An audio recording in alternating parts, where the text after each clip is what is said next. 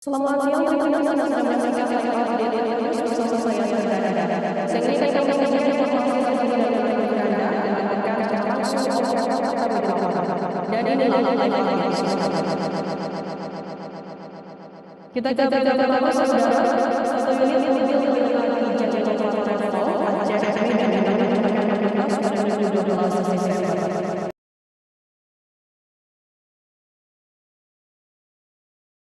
Mobil travel tersebut masuk ke jurang yang di desa Tanjung JK Kabupaten Sumatera Utara. Informasi lebih lanjut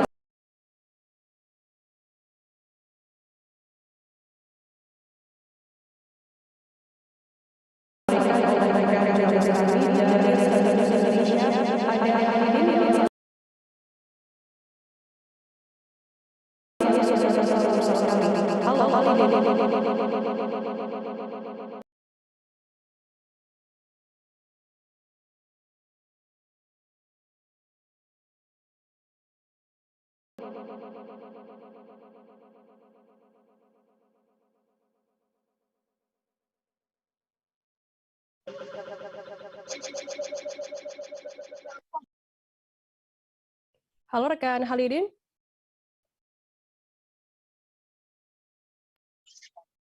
Halo. Ya, Halidin bisa Anda informasikan bagaimana kronologi mobil ini terjun ke jurang tersebut? Baik Firda, selamat siang Tribunnews.com dimanapun berada. Saat ini saya sedang berada di lokasi tempat kejadian kecelakaan mobil Toyota Innova BL 1537EF. Ya, berdasarkan informasi yang kami kumpulkan, kejadian yang menimpa mobil yang digunakan sebagai travel Aceh Medan ini diperkirakan terjadi sekitar pukul 5 WIB minggu kemarin ya, minggu pagi. Saat itu masyarakat tidak ada yang tahu, namun baru informasi adanya kecelakaan itu baru diketahui sekitar pukul 7. Itu pun setelah ada masyarakat yang sedang berjalan-jalan membawa anak untuk jalan-jalan pagi. Ketika mereka melihat adanya bekas-bekas seperti bekas kecelakaan dan ditemukannya beberapa komponen kendaraan seperti pecahan kaca, kemudian beberapa sayap dan komponen lainnya yang menyerupai bekas mobil kecelakaan. Lalu informasi itu disampaikan kepada tetangga yang tidak jauh dari lokasi kejadian, yakni Basar Sinamo. Nah, setelah informasi ini disampaikan, masyarakat menginformasikan kepada unit laka Polres Bapak Barat. Jadi berdasarkan keterangan-keterangan yang kami kumpulkan, sebelum kejadian mobil ini sebenarnya beriringan ya, berangkat dari Aceh Barat. Secara beriringan ada 4 mobil dan posisi mobil Innova warna hitam ini berada di bagian belakang. Sebelum kejadian, mobil ini sempat mampir di salah satu warung yang ada di Kota Subulu Salam untuk makan. Beredar informasi sopir saat itu dalam kondisi lelah dan mengantuk, sehingga kecelakaan ini diperkirakan akibat mengantuknya sang sopir. Nah, perlu kami jelaskan Firda dan pemirsa Tribun News dimanapun berada, bahwa lokasi kejadian persis di Dusun Buluh Didi, Desa Tanjung Mulia, Kecamatan Sitelu Tali, Urang JH, atau STTUJ Kabupaten Papak Barat, Sumatera Utara. Posisi ini berada sekitar 24 km dari pusat kota Subulu Salam. Ini adalah perbatasan Aceh dengan Sumatera Utara. Jalan yang dilintasi adalah jalan nasional dan posisi jalan sebenarnya cukup lurus, namun saat kecelakaan mobil yang tadinya berada di sebelah kiri itu terjungkal ke sebelah kanan, tepatnya sebelah kanan arah Jalan Medan. Selain menghantam pinggir jalan, tepi jalan ada gundukan tanah, mobil diperkirakan langsung masuk ke jurang. Jurangnya cukup dalam, mencapai 35 meter dari badan jalan. Dan di bawah terdapat sungai, aliran sungai namanya Sungai Kombeh yang mengalir cukup deras. Kebetulan selama sepekan terakhir wilayah ini diguyur hujan turun. Nah, perlu kami jelaskan posisi sungai itu, posisi dasar ataupun bagian atas sungai itu sebenarnya tidak terlalu lebar, hanya antara 3 sampai 4 meter. Namun berdasarkan informasi dari masyarakat sekitar bahwa sungai di sini ini sebenarnya memiliki kamar-kamar atau bersayap kalau istilah di sini. Ada kamar atau ruang-ruang terbuka di kiri sepanjang sisi kiri kanan sungai yang mencapai belasan meter. Bahkan ada keterangan warga yang sudah sempat pernah itu menyelam sampai 15 meter belum menemukan dinding sungai. Jadi posisi kami duduk ini adalah di pinggir jalan nasional dan diperkirakan di bawah ini juga ada sungai, begitu Firda. Hal ini apa saat ini sudah diketahui begitu untuk jumlah penumpang dan jumlah korban sendiri? Nah, baik Firda, perlu kami jelaskan sebenarnya masalah penumpang ini juga masih simpang siur karena berdasarkan keterangan yang kami peroleh bahwa meskipun mobil yang naas ini merupakan travel Aceh Medan, tapi sebenarnya dia tidak terdaftar secara resmi. Dia ini freelance, jadi mengambil penumpang dari luar atau nanti mengambil beberapa penumpang dari loket, namun dia tidak terdaftar di loket, sehingga kita sangat sulit untuk mendeteksi atau mengidentifikasi jumlah penumpang sesungguhnya. Hanya saja kita memperoleh informasi sementara ya, ini informasi sementara, bahwa ada 6 penumpang yang di dalamnya termasuk sopir bernama Arman Yusuf, sedangkan ada beberapa penumpang seperti Tairumi, kemudian ada Fitri dan Tata.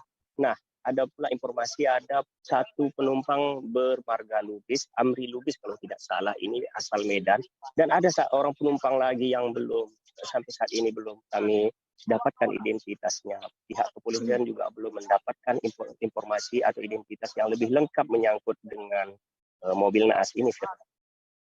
Baik, terima kasih rekan jurnalis dari Serambi News Indonesia, Halidin, atas laporan Anda. Dan tadi Tribuners, Halidin juga sudah menghimpun keterangan dari seorang ibunda dari korban bernama Siti Asari. Berikut liputannya untuk Anda.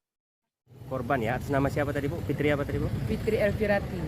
Fitri Elviranti ya? Anak ya. Iya, anak ibu ya, anak kandung, anak keberapa Bu? Anak kandung, anak yang ketiga. Anak ketiga ya? Ya. Jadi dia memang ada keperluan apa ke Medan Bu? Apa? Ke Medan itu ada keperluan apa Bu? Sebelum itu. Ke Medannya, keperluan apa? Ke Medan ya? dia kuliah Pak.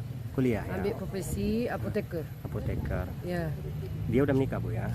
Udah menikah dia Bu ya? Udah. Udah ya? Lebih kurang 2 tahun. 2 tahun. Berarti selama ini memang dia ngekos di Medan ya? Ya.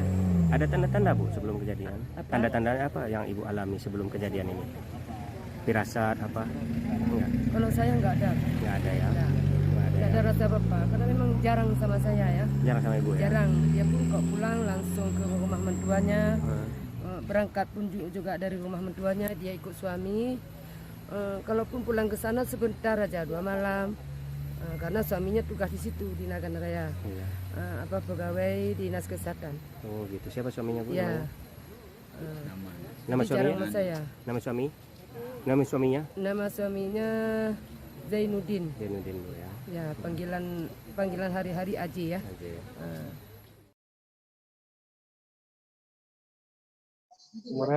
Kita beralih ke informasi selanjutnya, Saudara. Kecelakaan maut yang melibatkan 5 kendaraan terjadi di Kecamatan Padang Selatan, Kota Padang, Sumatera Barat. Akibat kecelakaan ini membuat kendaraan yang mengalami rusak ringan dan ada 2 unit mengalami kerusakan yang cukup berat. Selain itu ada juga seorang pengemudi dilarikan ke rumah sakit. Informasi lebih lengkapnya akan disampaikan oleh rekan jurnalis kami dari Tribun Padang, ada Rezi Aswar yang saat ini sudah tersambung bersama kami. Halo, selamat siang Rezi. Iya, Firda. Ya, Rezi, bisa Anda informasikan bagaimana, bisa dijelaskan terkait peristiwa kecelakaan tersebut, seperti apa informasinya? Ya, terkait kejadian ini terjadi pada sekitar pukul 15:30 waktu Indonesia bagian Barat, tepatnya pada Minggu 12 Desember 2021, di mana kejadian ini terjadi di Jalan Al-Hakim, Kelurahan Parak Rumbio, Kecamatan Padang Selatan, Kota Padang, Provinsi Sumatera Barat, di mana ada 5 kendaraan yang terlibat dalam kecelakaan, yaitu dari Honda Jazz BA 1160 RL, Daihatsu Ahila BA 126383 OT, Daihatsu dengan plat nomor B1607NZ, Toyota BA 1250 BB, dan Toyota Etios Falco BA 1738 BW. di mana kejadian ini berawal dari Honda Jazz datang dari arah barat menuju timur atau datang dari arah simpang Kampung Nias menuju arah Ranah. Di mana Honda Jazz sesuai di lokasi kejadian menabrak awalnya yaitu minibus Daihatsu Ayla warna hitam yang sedang berhenti di sebelah kanan badan jalan. Selanjutnya kendaraan Honda Jazz ini menabrak beberapa kendaraan lainnya yang ada di lokasi kejadian gitu, Gerda. Kemudian bagaimana saat ini kondisi para korban? Iya, untuk korban ada satu orang pengemudi, yaitu pengemudi dari Daihatsu Ayla, ya, di mana sempat dilarikan ke rumah sakit karena mengalami kaki kanan sakit dan bagian mulutnya luka dan dibawa ke rumah sakit Rekso di Wirio di Kota Padang, Sumatera Barat. Untuk kerusakannya sendiri, bisa Anda informasikan bagaimana detail kerusakan yang dialami oleh sejumlah kendaraan ini?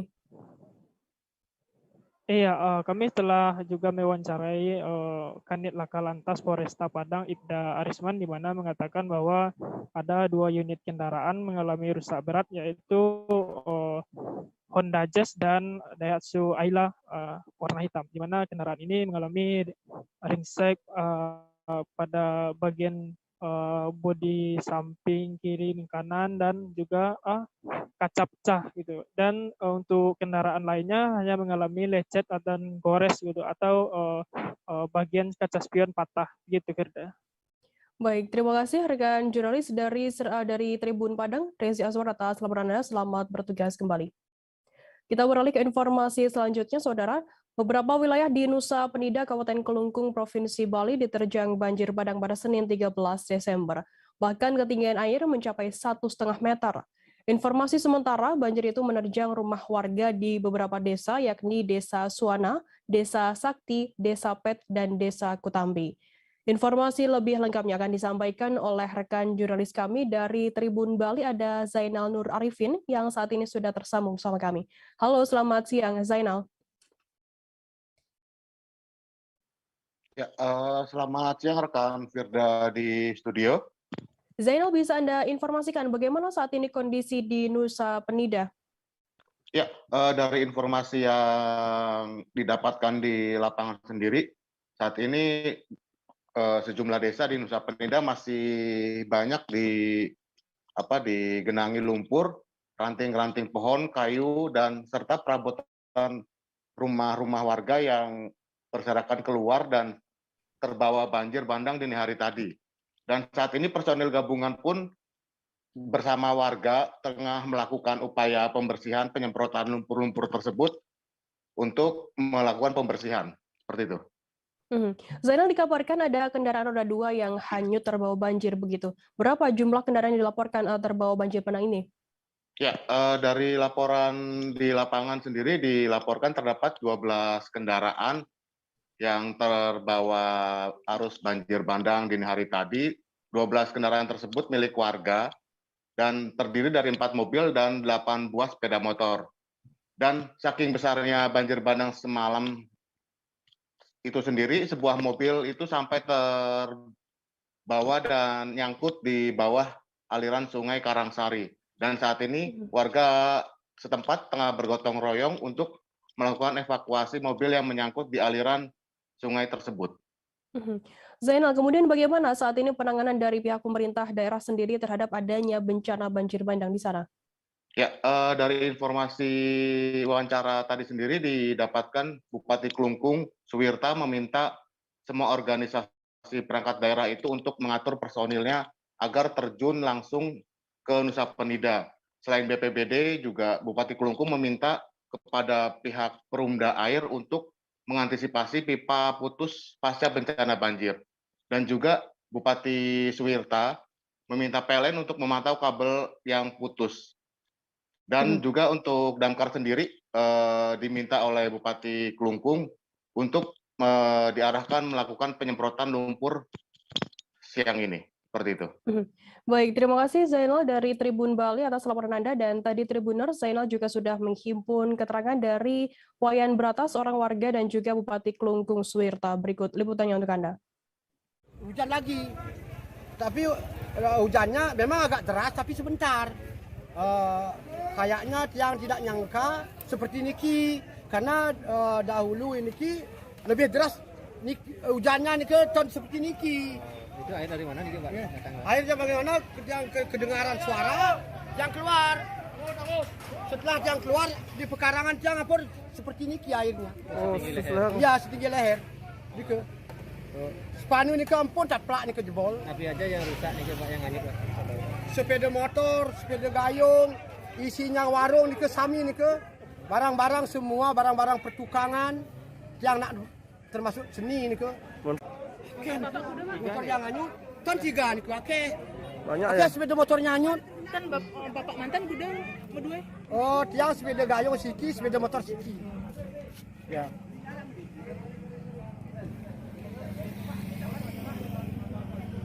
Bukan Sungai Karangsari. Itu. Ini tertanam dikit. Rumah Bapak kan itu yang beragi tongkat itu nih. Iya, niku tungkat sami niku hilang. Tapi malah Pak. Tungkat sami. Dinas sudah terkait dengan dinas PU juga begitu. Jadi para kadesnya mengikuti saya. Kemudian timnya silakan menyebar bergerak dan saya akan bergerak dari timur sampai ke barat. Ya. Kenapa saya harus dengan kadesnya? Karena di tempat itu nanti saya akan kita bersama-sama melakukan verifikasi untuk pengambilan langkah-langkah. Apakah nanti kita akan mengambil keputusan ini ada bencana yang mengharuskan kita harus mengeluarkan dana tak terduga. Karena kebetulan dana terduga masih lagi sedikit, sehingga nanti kita bisa menangani dalam jangka waktu pendek ini hal-hal yang menyebabkan terputusnya transportasi misalnya kan. Jadi harus kita tangani segera. Jadi yang lain-lain tolong nanti kita koordinasi lebih lanjut dan teman-teman media silakan ikut saya boleh. Tapi seharusnya kita sama-sama sih. Sehingga nanti beritanya sama dan apa yang saya sampaikan statement saya, pernyataan saya nanti bisa disimak lebih lengkap dan secara langsung. Saya kira itu ya yang perlu saya sampaikan. Mari kita berangkat, silakan dibagi dulu ya. Atau siapa yang Pak Sada ada yang disampaikan? Saya kira kabinnya bagi aja PUPR, tapi atau kabin bagi kadinnya sama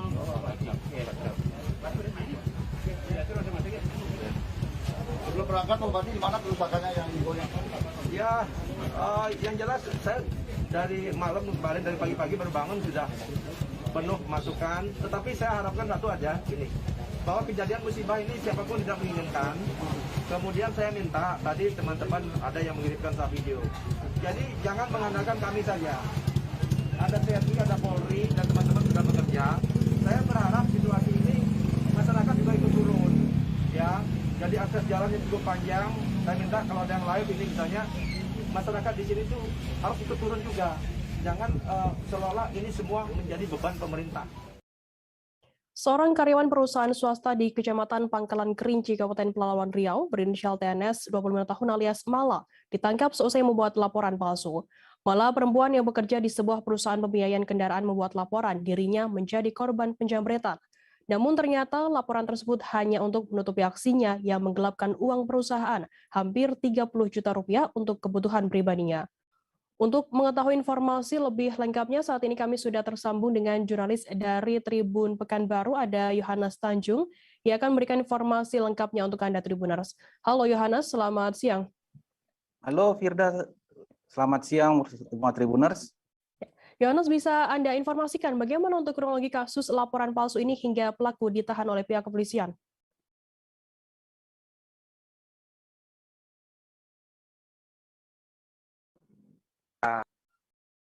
Ketika seorang admin perusahaan katakan demikian, petugas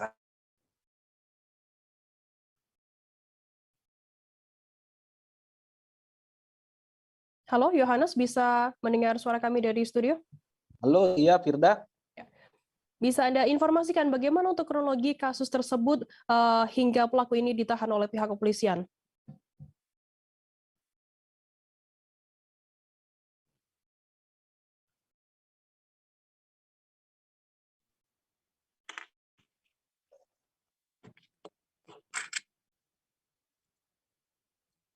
Halo. Halo Yohanes, bisa mendengar kami dari studio?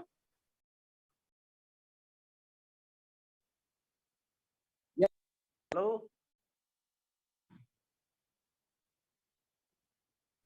Yohanes, bisa Anda informasikan bagaimana untuk kronologi kasus tersebut, laporan palsu ini, hingga pelaku ini bisa ditahan oleh pihak kepolisian?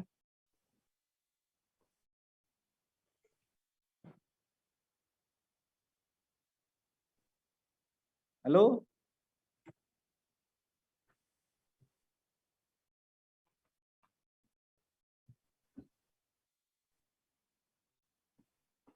Halo.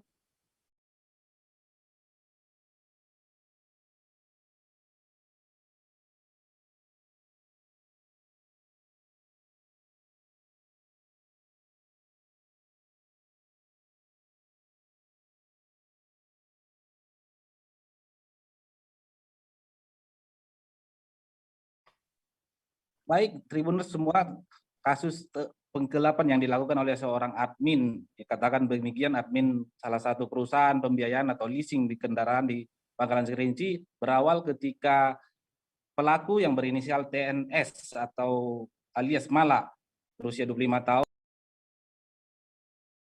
melaporkan kejahatan terhadap dirinya tanggal 1 Desember yang lalu. Kemudian dia melaporkan ke Polsek Pangkalan Kerinci terkait penjamretan yang dialaminya sekitar pukul 13.30 di sebuah toko pakaian. Alhasil Polsek Pangkalan Kerinci melakukan penyelidikan terhadap laporan tersebut. Berangsur setelah itu, 1 pekan setelahnya, pimpinan tersangka melakukan audit terhadap dirinya. Alhasil ditemukan ada selisih kas yang terjadi sekitar 29, sekitar hampir 10 juta. Hal itu kemudian dimatchingkan dengan laporannya ke Polsek Pangkalan Kerinci. Ternyata diketahui bahwasanya pengakuan penjamretan yang dialaminya hanya sebagai modus, bahwasanya dirinya melakukan penggelapan terhadap duit perusahaan yang mencapai hampir 30 juta. Kemudian TNS mengakui semua perbuatannya, bahwasanya uang kas dari perusahaan dipakainya untuk kepentingan pribadi dan seperti membayar rekan Fira. Yohanes, apa kecurigaan dari pihak kepolisian yang paling kuat jika pelaku ini hanya mengaku dijamret saja? Kecurigaan pihak kepolisian yakni tidak adanya bukti-bukti yang ditemukan di lokasi kejadian seperti yang dilaporkan tersangka. Bahkan CCTV yang ada di sekitar lokasi kejadian milik beberapa toko juga tidak menampakkan adanya aktivitas penjamretan yang dialami oleh tersangka. Hal itu dimatchingkan dengan adanya selisih uang kas yang ditemukan oleh pihak perusahaan yang dikelola oleh tersangka sendiri. Demikian rekan Firda. Yohanes, kemudian bagaimana tindak lanjut dari pihak kepolisian sendiri terkait adanya kasus wanita ini yang mengaku dijamret dan ternyata menutupi aksi penggelapan tersebut? Baik, rekan Firda dan semua Tribuners, untuk kasus laporan palsu yang disampaikan oleh tersangka TNS ini ditangani oleh Polsek Pangkalan Kerinci, sedangkan penggelapan ditangani oleh Polres Pelalawan secara langsung. Sampai saat ini polisi masih memproses kasus penggelapan terhadap TNS yang merupakan sebagai pidana pokok dalam perkara ini. Bahkan TNS akan dilakukan sidang oleh polisi terhadap jaksa yang dilimpahkan ke pengadilan untuk mempertanggungjawabkan perbuatannya terhadap kasus penggelapan. Kemudian polisi akan memprosesnya lagi terhadap kasus laporan palsu yang diberikannya kepada kepolisian. Demikian rekan Firda. Baik, terima kasih rekan jurnalis dari Tribun Pekanbaru Yohanes Tanjung atas laporan Anda, dan tadi Tribuners Yohanes juga sudah menghimpun keterangan dari TNS orang tersangka. Berikut liputannya untuk Anda. Apa ya, laporan itu juga kemarin tuh ada selisih gitu. Oh, laporan ada selisih. Terus mau mengganti, tapi selisihnya tuh ketemu juga. Jadi alasan perusahaan apa katanya? Itu ada selisih-selisihnya kan? Alasan perusahaan. Mereka karena buat laporan palsu ya. Terus menipu mereka juga. Kenapa adik bisa bikin laporan palsu? Hilap atau nggak ada apa lagi? Itu aja terlintas. Oh, itu terlintas. Siapa yang nyuruh? Ada yang nyuruh? Cowok nyuruh nggak? Nggak punya cowok. Kita beralih ke informasi selanjutnya, Saudara. Polres Mimika, Provinsi Papua memusnahkan barang bukti minuman keras atau miras atau kepolisian pada Senin 13 Desember. Pemusnahan barang bukti tersebut merupakan hasil operasi dari Satres Narkoba dan Polsek jajaran Polres Mimika. Pemusnahan minuman keras ini seperti minuman keras jenis pabrik dan lokal. Informasi lebih lengkapnya akan disampaikan oleh rekan jurnalis kami dari Tribun Papua, ada Marcelinus yang saat ini sudah tersambung bersama kami. Halo, Marcel. Baik, rekan Firda, selamat siang. Marcel, bisa Anda informasikan di mana saja lokasi yang dilakukan oleh pihak polisian ini untuk operasi minuman keras tersebut? Baik, Firda dan Tribuners, dapat saya laporkan bahwa untuk pemusnahan barang bukti minuman keras jenis pabrik maupun lokal hari ini yang berlangsung di Polres Mimika, di mana ada pun beberapa tempat yang menjadi sasaran atau target operasi seperti di Pelabuhan Pomako, kemudian di Distrik Mimika, Distrik Mimika Timur, Bandara Mosilang Mimika, dan di beberapa ruas jalan seperti Jalan Yosudarso, Budi Utomo, Jalan Busiri, area Gorong-Gorong, dan Kebun Siri. Begitu, Frida. Total ada berapa banyak minuman keras yang dimusnahkan di hari ini? Baik, Frida, dapat saya informasikan bahwa untuk total minuman keras yang berhasil dimusnahkan hari ini adalah untuk minuman lokal sendiri ada 1.502,5 liter dengan rincian sebagai berikut. Adapun 825 liter miras jenis Sopi itu minuman lokal, dan 677,5 jenis tuak atau balo ya.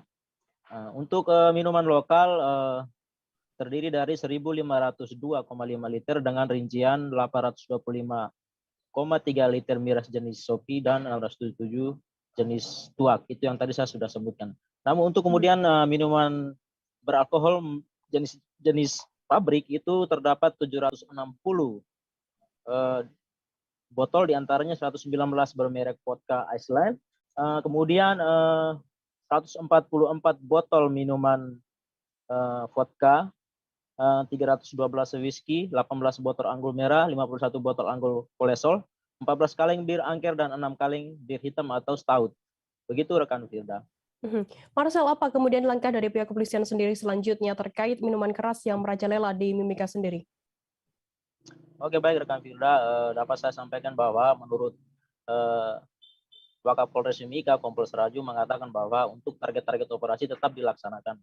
Mengingat sebagian besar tindak pidana atau kasus-kasus yang mengakibatkan kematian dan lain sebagainya, khususnya di Kabupaten Mimika, Kota Timika, itu didominasi karena gara-gara minuman keras ya, di mana minuman keras ini hingga saat ini masih eksis di Timika, seperti minuman lokal dan minuman pabrik yang memang tidak memenuhi standar sesuai peraturan daerah atau pemerintah.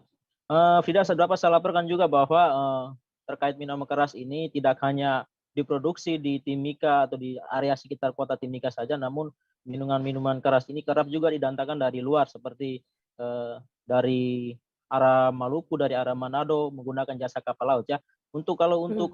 Sedangkan kalau untuk minuman keras di Timika khusus yang menggunakan jasa transportasi udara itu biasanya itu dari Kota Timika sendiri, gimana menggunakan jasa pesawat-pesawat kecil yang biasa melakukan penerbangan ke luar daerah Papua seperti di kabupaten lain yang ada di pegunungan. Begitu, Frida. Baik, Tribuners, jurnalis kami tadi juga sudah menghimpun keterangan dari Wakapolres Mimika, Kompol Seraju terkait hal ini. Berikut liputannya untuk Anda.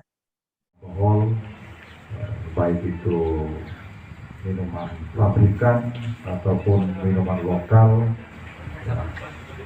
yang peredaran tersebut tidak sesuai dengan apa yang disyaratkan oleh peraturan undang-undang. Apalagi dengan menghadapi bulan Desember, ya, bulan baik, di mana untuk kita di Papua sebagian besar warganya umat Nasrani, sehingga pada bulan Desember ini kegiatan-kegiatan terutama yang berhubungan dengan kegiatan peribadatan itu bisa berjalan dengan aman dan tertib. Tribuners, selanjutnya kami akan kembali dengan informasi menarik lainnya, tetaplah di live update. Oke, apa kabar Bang Arif di sini untuk strateginya? Kalau saya sendiri di Jumip 37 ini yang semalam baru mulai, saya udah pas. Sebenarnya aku nggak ngerasa itu penangkapan atau penggerebegan atau apapun itu. Karena gini loh, posisinya aku kriteria. Jadi kita mengenal disebut dengan stroke yang tidak berdarah dengan stroke yang berdarah.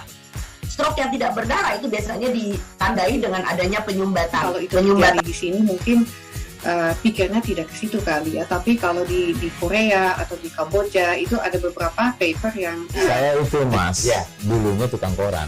Oh gitu ya. Tukang koran. Ya, saya baca itu Pak. Tuh kan pernah baca kan? Ya. Jadi kalau saya jadi pangdam itu udah bersyukur banget. Si anak ini dijadikan sebagai tersangka begitu. Ya, kalau ini kita bicara yang di luar kasus Bongombo ya. Dengan nama hujan shower, di mana terdapat batas jelas antara daerah hujan dan tidak hujan yang biasanya terjadi pada fase awal mature stage atau tahap berbahaya dewasa. itu Kang. Jadi mulai artinya terjadinya perlembekan. Nah itu untuk penetrasi akan sulit. Gitu ya. Dok, saya ini menurut saya memang tidak mudah, bukan urusan tanah diambil. Kalau misalnya Amerika Serikat sekarang, Rasulullah mengatakan dalam sebuah hadis bahwa berpuasa di 6 hari Syawal itu. Oke, apa kabar Bang Arif di sini untuk strateginya? Kalau saya sendiri di Jumip 37 ini yang semalam baru mulai, saya udah pas. Sebenarnya aku nggak ngerasa itu penangkapan atau penggerebegan atau apapun itu. Karena gini loh, posisinya aku kriteria. Jadi kita mengenal disebut dengan stroke yang tidak berdarah dengan stroke yang berdarah. Stroke yang tidak berdarah itu biasanya ditandai dengan adanya penyumbatan. Kalau itu terjadi di sini mungkin pikirnya tidak ke situ kali ya, tapi kalau di Korea atau di Kamboja itu ada beberapa paper yang saya itu mas, ya, dulunya tukang koran. Oh gitu ya. Tukang koran. Ya, saya baca itu Pak. Tuh kan pernah baca kan? Ya. Jadi kalau saya jadi pangdam itu udah bersyukur banget. Si anak ini dijadikan sebagai tersangka begitu. Ya, kalau ini kita bicara yang di luar kasus Bongombo ya. Dengan nama hujan shower, di mana terdapat batas jelas antara daerah hujan dan tidak hujan yang biasanya terjadi pada fase awal mature stage atau tahap berbahaya dewasa. itu Kang. Jadi mulai artinya terjadinya perlembekan. Nah itu untuk penetrasi akan sulit. Gitu ya. Dok, saya ini menurut saya memang tidak mudah, bukan urusan tanah diambil. Kalau misalnya Amerika Serikat sekarang, Rasulullah mengatakan dalam sebuah hadis bahwa berpuasa di 6 hari Syawal itu. Oke, apa kabar Bang Arif di sini untuk strateginya? Kalau saya sendiri di Jumip 37 ini yang semalam baru mulai, saya udah pas. Sebenarnya aku nggak ngerasa itu penangkapan atau penggerebegan atau apapun itu. Karena gini loh, posisinya aku kriteria. Jadi kita mengenal disebut dengan stroke yang tidak berdarah dengan stroke yang berdarah. Stroke yang tidak berdarah itu biasanya ditandai dengan adanya penyumbatan. Kalau itu terjadi di sini mungkin pikirnya tidak ke situ kali ya, tapi kalau di Korea atau di Kamboja itu ada beberapa paper yang saya itu mas, ya, dulunya tukang koran. Oh gitu ya. Tukang koran. Ya, saya baca itu Pak. Tuh kan pernah baca kan? Ya. Jadi kalau saya jadi pangdam itu udah bersyukur banget. Si anak ini dijadikan sebagai tersangka begitu. Ya, kalau ini kita bicara yang di luar kasus Bongombo ya. Terima kasih Anda masih bersama kami di live update. Kita beralih ke informasi selanjutnya, Saudara. Pohon jenis akasia di Pasar Sentral Kota Bumi Lampung Utara tumbang Senin 13 Desember sekira pukul 9 pagi tadi. Pohon yang berdiameter sekira 10 cm itu tiba-tiba roboh dan menimpa satu emperan warung makan di pasar tradisional tersebut. Informasi lebih lengkapnya akan disampaikan oleh rekan jurnalis kami. Dari Tribun Lampung ada Anung Bayuardi yang saat ini sudah tersambung bersama kami. Halo, selamat siang Bayu. Selamat siang rekan Firda. Ya. Bayu, bisa Anda informasikan bagaimana untuk kronologi robohnya pohon yang menimpa warung makan tersebut? Ya, rekan Firda, bisa dijelaskan tadi pagi sekitar pukul 9, salah satu jenis pohon akasia tumbang, tepatnya di Pasar Sentral Kota Bumi. Akibatnya satu los atau emperan warung makan milik warga yang berjualan di pasar setempat roboh dan tidak bersisa lagi, rekan Firda. Apakah ada korban jiwa begitu ataupun korban yang luka akibat adanya pohon roboh tersebut, Pak Bayu? Ya, rekan Firda, bisa dijelaskan bahwa akibat kejadian tersebut diinformasikan adanya seorang petugas di sub yang terkena robohan pohon sehingga mengakibatkan kepalanya bocor. Kemudian pemilik warung Ritawati juga terkena himpitan batang pohon akibat melarikan diri dari tertimpanya pohon tersebut, rekan Firda. Untuk kerugian material dari peristiwa tersebut, apakah saat ini sudah diketahui, Bayu? Ya, rekan Firda, berdasarkan keterangan korban Ritawati selaku pemilik los atau emperan warung makan yang terkena musibah itu, diperkirakan kerugian mencapai 3 juta rupiah. Rinciannya etalase dan juga berupa makanan yang akan siap saji untuk pembeli, rekan Firda. Saat ini seperti apa untuk penanganan pohon roboh tersebut oleh pihak terkait, Bayu? Ya, rekan Firda, bisa dijelaskan bahwa tim reaksi cepat dari BPBD Lampung Utara langsung mengevakuasi dengan cara memotong pohon yang tumbang tersebut, rekan Firda. Kemudian mereka membersihkannya puing-puing reruntuhan di tempat pasar sentral Kota Bumi Lampung Utara, rekan Firda.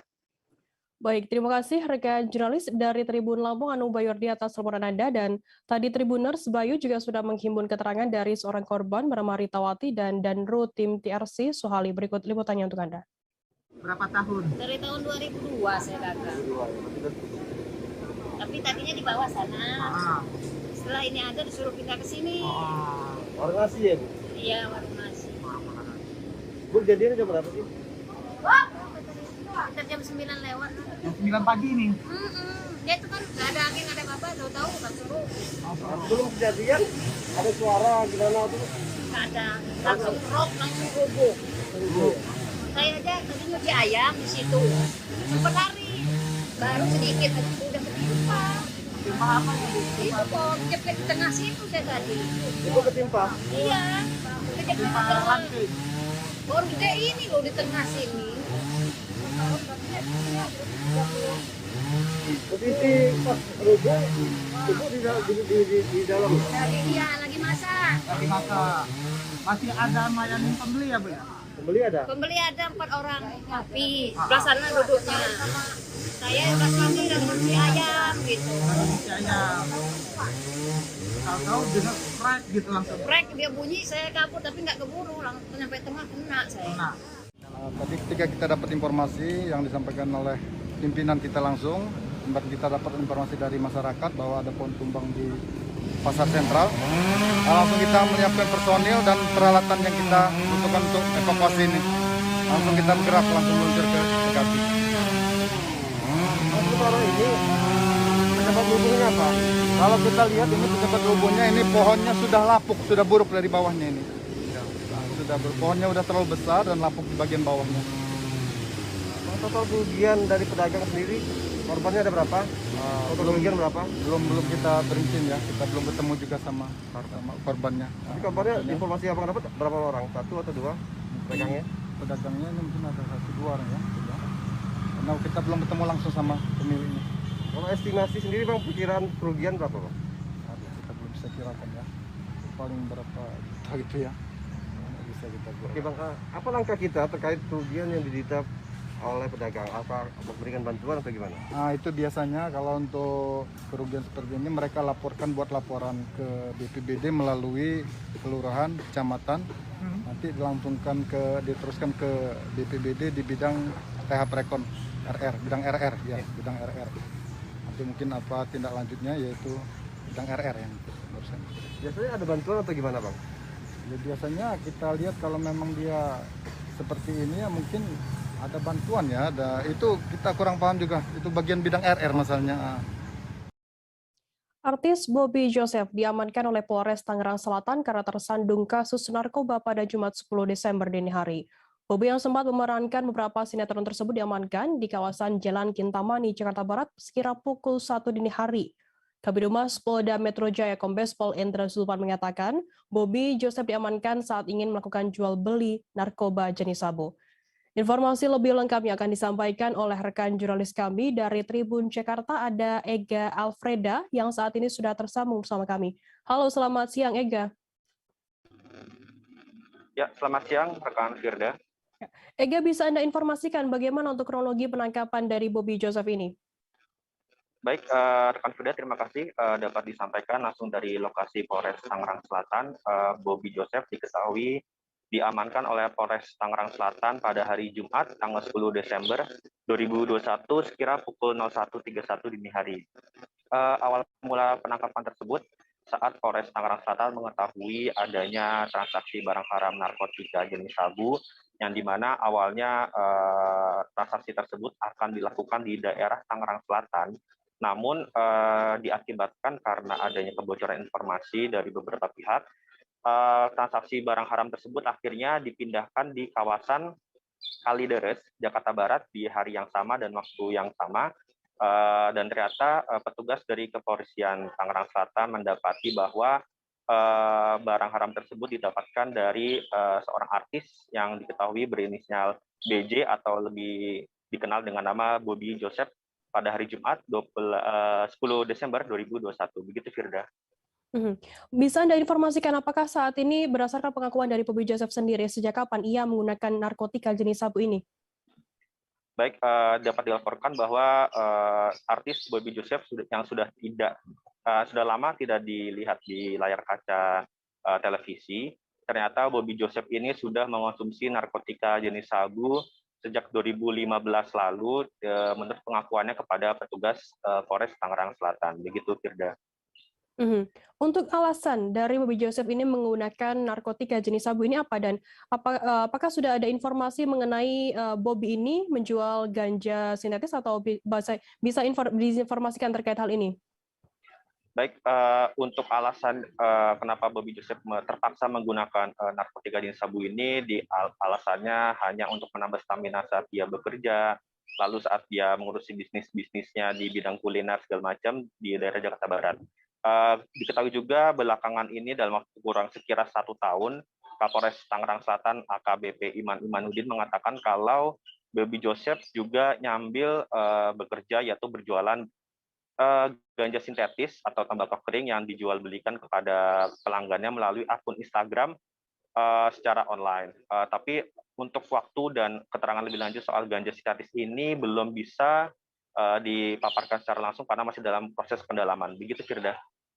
Baik, terima kasih rekan Ega dari Tribun Jakarta atas laporannya. Selamat bertugas kembali. Dan tadi Tribuners, Ega juga sudah menghimpun keterangan dari Kabid Humas Polda Metro Jaya Kombes Pol Endra Zulpan. Berikut liputannya untuk Anda. Ya, ini melakukan tindak lanjut daripada laporan masyarakat tersebut. Kemudian berdasarkan penyelidikan di lapangan, ya memang betul akan terjadi transaksi narkoba. Namun ya transaksi ini dipindahkan tempatnya ya oleh mereka yang akan melakukan transaksi ya menjadi di Kalideres ya, di Kalideres Jakarta Barat, tepatnya di Jalan Kintamani. Nah, kemudian di situ ya dilakukan penangkapan ya, yang ditangkap adalah pada saat itu ya saudara Bobi Joseph ya alias BJ ya, ditangkap pada hari Jumat dini hari pukul 01.30 waktu Indonesia Barat ya. Pada saat ditangkap ya, yang bersangkutan ada barang bukti ya yang dikuasainya ataupun ada pada dirinya yang disembunyikan dalam rokok Sampurna Mile, kemudian dibungkus plastik, yaitu sabu-sabu atau sabu ya seberat 0,49 gram ya, 0,49.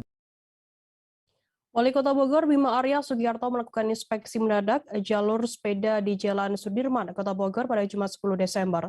Bima datang sekira pukul 1 siang menggunakan sepedanya. Namun saat meninjau ke lokasi, Bima Arya geram karena tidak menemui pemilik proyek atau pimpinan kontraktor.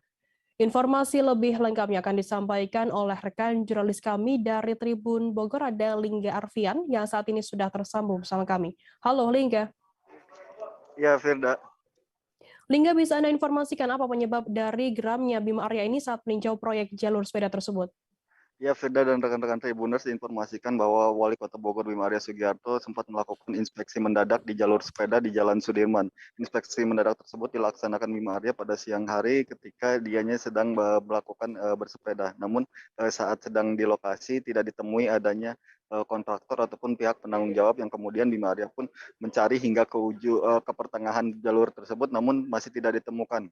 Hingga akhirnya Wali Kota Bogor meminta kepada dinas PUPR agar menunggu di lokasi dan menangkap ataupun meminta agar menunggu untuk kontraktor tersebut datang, sehingga setelah itu Bima Arya kembali lagi ke lokasi dan melakukan mempertanyakan terkait kelanjutan proyek tersebut kepada pihak kontraktor. Seperti itu, Firda. Lingga, apakah pengerjaan jalur sepeda ini belum mencapai target begitu sehingga Bima Arya juga geram? Ya, Firda, hal itu yang memang diketahui sampai saat ini belum mencapai target yang optimal gitu, karena memang pengerjaan di awal Jalan Sudirman tersebut belum maksimal, sehingga Wali Kota Bogor pun mempertanyakan kepada pihak kontraktor bagaimana kelanjutan dari proyek tersebut, apakah pihak kontraktor memiliki duit dan apakah proyek tersebut akan dilanjutkan, karena kata Bima sampai hari ini proses pengerjaan tersebut masih dirasa jauh dari target yang sudah ditentukan.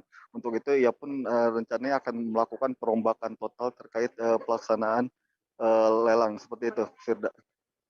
Lingga, apakah ada kendala begitu ya dalam pengerjaan proyek jalur sepeda ini?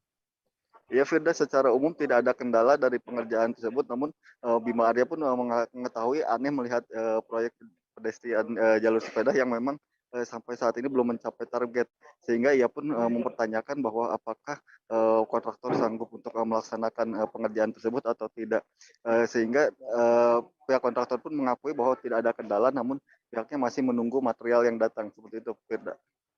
Kemudian apa langkah selanjutnya yang dilakukan oleh Bima sendiri terkait proyek jalur sepeda tersebut? Ya, Firda dan rekan-rekan Tribuners, kemarin saya baru saja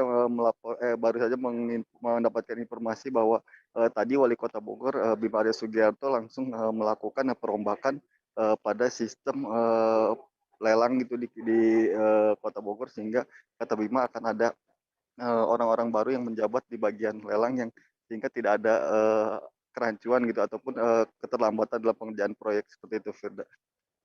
Baik, terima kasih rekan jurnalis dari Tribun Bogor, dan tadi Tribuners, Lingga juga sudah menghimpun keterangan dari Bima Arya Sugiarto, Wali Kota Bogor. Berikut liputannya untuk Anda.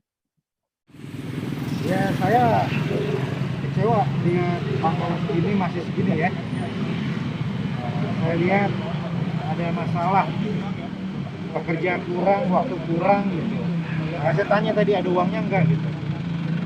Saya tegur ya, saya kalau dia tidak mampu sudah pasti di blacklist. Kalau tidak mampu dia menambah yang kerja, tidak mampu menambah waktu dengan kualitas pekerjaan yang beradil, sudah pasti di blacklist. Pelajaran. Yang kedua, menurut saya ini terus berulang. Ya, saya ingin membongkar, mengevaluasi semua mulai dari sistem PBJ-nya. Mulai dari sistem lelang ini ada yang salah dengan sistem kita. Saya akan bongkar, saya akan evaluasi, saya akan investigasi semua. Kalau nggak terus begitu seperti ini. Saya sudah mendalami, saya akan investigasi. Ini ada apa? Polanya seperti ini. Mepet-mepet. Bendera mungkin berganti. Di lapangan nggak ada orang. Ini ada sesuatu. Kalau ada yang salah, ya saya seret sama ke penjara. Ya.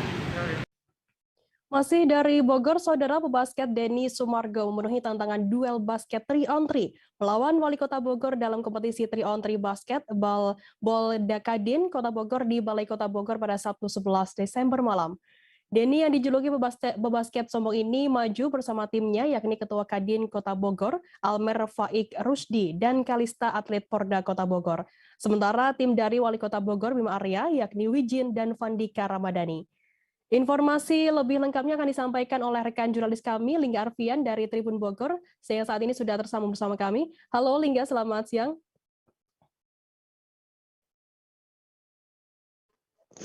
Ya, Firda, siang Firda. Ya, Lingga bisa Anda informasikan apa yang menarik dalam laga 3-on-3 di Balai Kota Bogor ini? Ya, Firda, bisa saya informasikan bahwa Wali Kota Bogor bersama Kadin Kota Bogor melaksanakan pertandingan basket, kompetisi basket 3-on-3 di halaman Balai Kota Bogor yang memang dilaksanakan diikuti oleh 39 tim. Dari pertandingan tersebut ada yang menarik di mana Wali Kota Bogor Bima Arya Sugiarto melawan pebasket sombong yaitu Denny Sumargo yang menerima tantangan Wali Kota Bogor ketika berada di Kota Bogor. Denny pun menerima tantangan tersebut dan langsung tanding bersama tim Wali Kota Bogor Bima Arya Sugiarto. Seperti itu, Firda. Bagaimana sikap dari Densu sendiri saat melawan Bima Arya Sugiarto ini? Bisa Anda informasikan, Lingga? Ya, Firda dan rekan-rekan Tribuners, Densu ketika langsung masuk ke lapangan, Densu yang memang bersama Kadin Kota Bogor dan Kalista langsung memberikan tantangan karena kata Denny pertandingan tidak seru jika tidak dilanjut dengan adanya tantangan-tantangan. Untuk itu Denny menantang Wali Kota Bogor Bima Arya Sugiarto di mana ketika ia kalah dia akan belanja sebanyak 20 juta di Kota Bogor, namun ketika Denny menang maka Wali Kota Bogor Bima Arya Sugiarto harus melakukan push up sebanyak sekitar 20 kali. Menerima tantangan itu Wali Kota Bogor pun menambah akan push up 50 kali jika kalah, dan hasilnya pun Wali Kota Bogor kalah sehingga harus melakukan push up 50 kali. Seperti itu, Firda. Lingga, apakah nantinya juga akan ada pertandingan lanjutan dari Bima Arya sendiri selaku Wali Kota Bogor dan juga Denny Sumargo ini?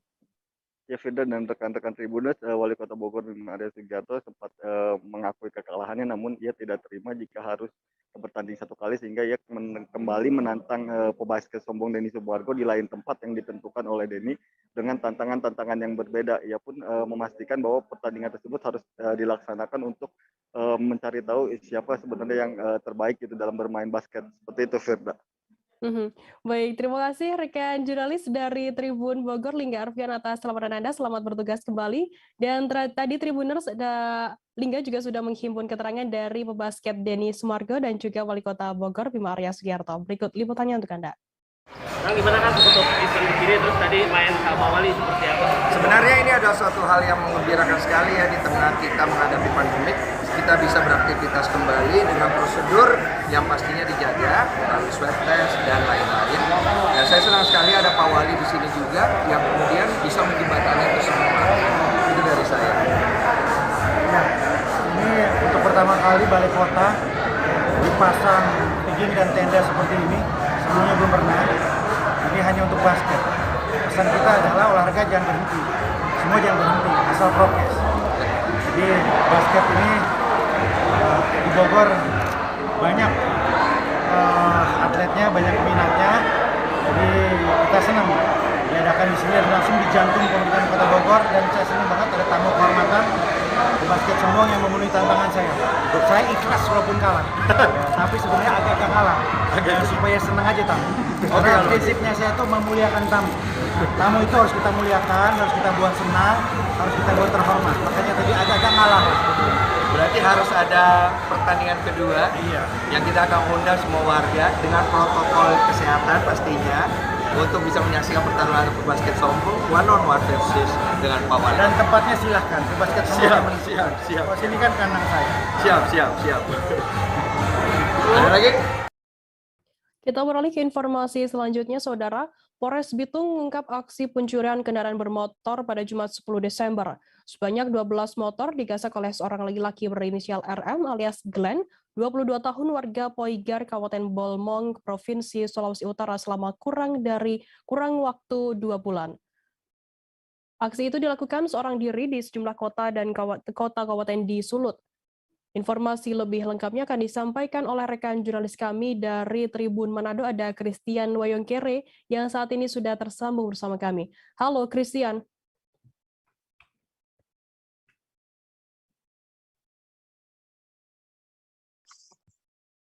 Halo, selamat siang rekan Firda dan Tribun News dimanapun Anda berada. Christian, bisa Anda informasikan bagaimana untuk kronologi pengungkapan dan penanganan dari kasus curanmor oleh Polres Bitung ini? Baik, peristiwa pencurian kendaraan bermotor atau curanmor awalnya terungkap ketika seorang warga di wilayah Girian, Kota Bitung, melaporkan kehilangan 1 unit sepeda motornya di polisi. Kemudian pihak kepolisian melakukan pengembangan dan pendalaman lebih lanjut dan berhasil mengungkap dan menangkap 1 orang laki-laki sebagai terduga tersangka. Dan dari pengembangan pihak kepolisian melalui tim Tersius Presisi Polres Bitung dan tim Tersius Presisi Polsek Matuari berhasil mengamankan 11 unit sepeda motor hasil pencurian kendaraan bermotor atau curanmor, sehingga total curanmor yang disita oleh polisi sebanyak 12 unit. Dan Firda.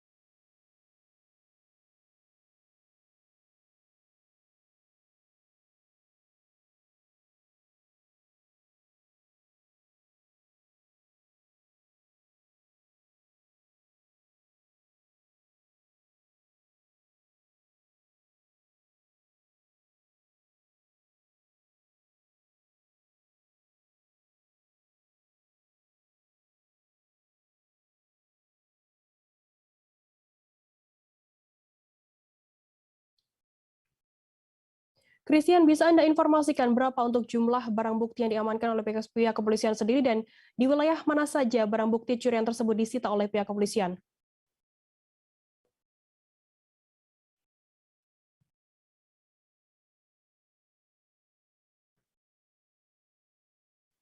Jadi rekan Firda, awalnya hanya 1 unit kendaraan curanmor yang ditemukan oleh petugas Polres Bitung, dalam hal ini tim Tersius Presisi, kemudian dikembangkan ke beberapa daerah seperti di Kota Manado, Kota Bitung, Kabupaten Minahasa Tenggara, Bola Mongondo Timur, Kota Mobagu, dan beberapa tempat lainnya, dan ditemukan motor hasil curian dari yang dilakukan oleh tersangka Glenn. Dan motor ini dicuri oleh tersangka di beberapa tempat juga, termasuk di wilayah Kota Bitung, Kota Manado, dan kabupaten lainnya yang sudah kami sebutkan tadi. Dan dalam pengungkapan ini, polisi harus memberikan tindakan tegas terukur dengan cara menembak kaki kiri tersangka, karena pada saat pengembangan tersangka melakukan upaya-upaya yang bertentangan dengan ketentuan yang diatur oleh kepolisian. Rekan Firda. Baik, kemudian bagaimana untuk modus operandi dari pelaku sendiri dalam beraksi untuk mencuri motornya? Jadi rekan Firda dan Tribun News dimanapun Anda berada, aksi dari laki-laki 22 tahun ini yang keseharian tercatat berprofesi sebagai sopir, boleh dibilang termasuk dan terbilang tidak masuk akal. Karena dia dengan nekat mencuri atau masuk ke dalam rumah, mengambil kunci motor yang disimpan oleh pemilik rumah, di tempat yang tidak sama sekali ketahui. Kemudian mengambil motor itu lalu mendorong motor itu keluar dari rumah, dan apa yang dilakukan oleh tersangka ini tidak sama sekali membuat pemilik rumah terbangun ketika sedang tidur, maupun hewan peliharaan yang ada di dalam rumah tidak menggonggong ketika tersangka masuk ke dalam rumah. Firda. Baik, terima kasih rekan jurnalis dari Tribun Manado, Christian Wangkere atas laporan Anda. Selamat bertugas kembali. Dan tadi Tribuners, Christian juga sudah menghimpun keterangan dari Kapolres Bitung, AKBP Alam Kusuma Irawan. Berikut liputannya untuk Anda.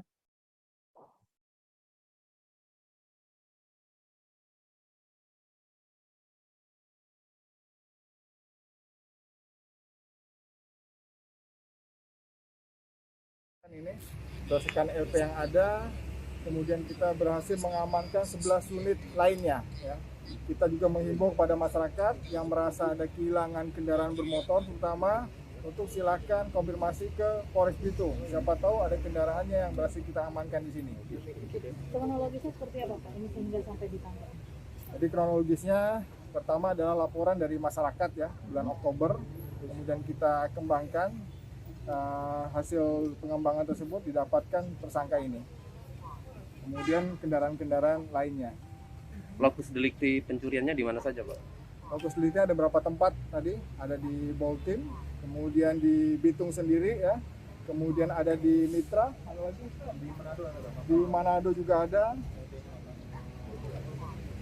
kemudian di Kota Mobagu dan juga di Minahasa dan Bolmo. Ada berapa orang Pak? Hanya sendiri atau Sementara dia dengan temannya yang menjual. Kita kembangkan lagi. Jumlah Pak motor yang ditangkap? Jumlah motor yang ditangkap totalnya 12 unit motor. Berapa lama ya pengungkapan ini Pak?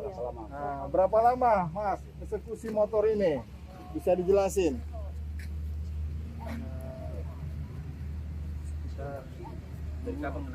Berapa lama?